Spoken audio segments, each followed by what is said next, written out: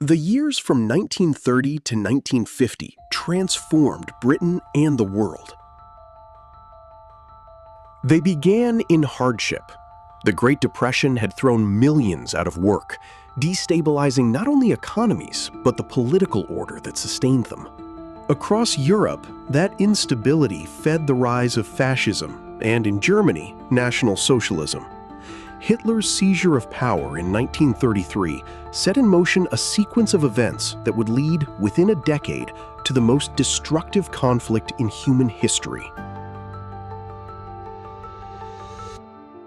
Britain's response to Nazi aggression was shaped initially by appeasement, a policy that sought to satisfy German territorial ambitions in the hope of preserving peace, but it did not prevent war.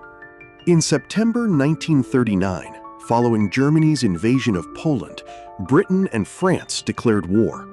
The early months brought disaster: the fall of France, the evacuation from Dunkirk, and Britain standing largely alone against a German-occupied continent.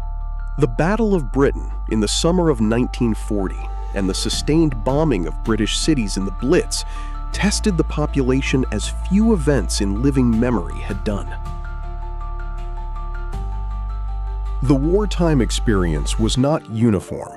It encompassed the courage of those who fought and those who kept the home front functioning, the suffering of civilians under bombardment, the sacrifices of Commonwealth troops from India, Africa, Australia, and Canada, and the transformation of women's roles in society and the economy.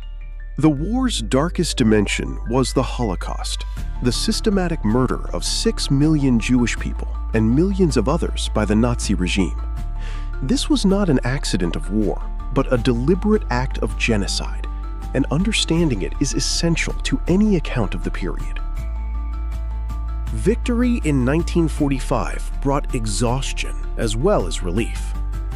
Britain's global power was contracting, and the election that year of a Labour government on a platform of social reform signaled a new compact between state and citizen. The creation of the National Health Service in 1948 was the most visible expression of a determination that the sacrifices of war should mean something for ordinary people's lives. When treating this period, the curriculum asks students to think carefully about the relationship between democratic values and the forces that threaten them.